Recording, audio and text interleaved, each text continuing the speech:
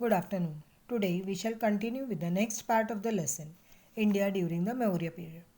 Before that, let us take a review of the lesson studied before.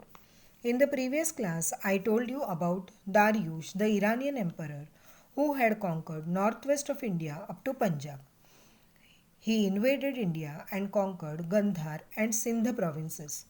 This led to the development of diplomatic and trade relations between India and Iran. The great King Alexander defeated the Iranian emperor and then invaded India. Alexander had to face strong opposition from the Indian kings.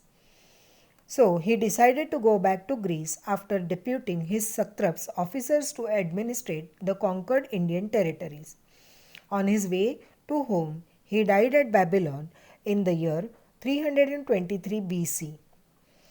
The trade and communication between India and Greece increased gradually, and the Indian kings also started minting coins in Greek style. Now we shall see the next part of the lesson, the Maurya Empire. Chandragupta Maurya was the founder of the Maurya Empire. The people were tired of the tyrannical rules. Tyrannical rules means cruel rules of the Nanda king of Magadha, Dhanananda. Chandragupta Maurya brought an end to the cruel rule of Dhanananda and established his own rule in Magadha around the year 325 BCE. He conquered Avanti and Saurashtra and started extending the boundaries of his empire.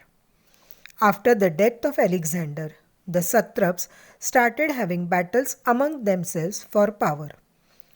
The Seleucus Nicator was the general of Alexander and he became the king of Babylon. After Alexander's death, Seleucus Nicator invaded the northwest frontier regions of India and Punjab. Chandragupta Maurya successfully resisted his aggression and defeated him. Megasthenes, the ambassador of Seleucus Nicator, stayed back with Chandragupta Maurya's court. The book Indica, which is written by Megasthenes, is an important source to study India during the Maurya period. Today we shall stop here. The remaining part of the lesson we shall study in the next class of history. Thank you.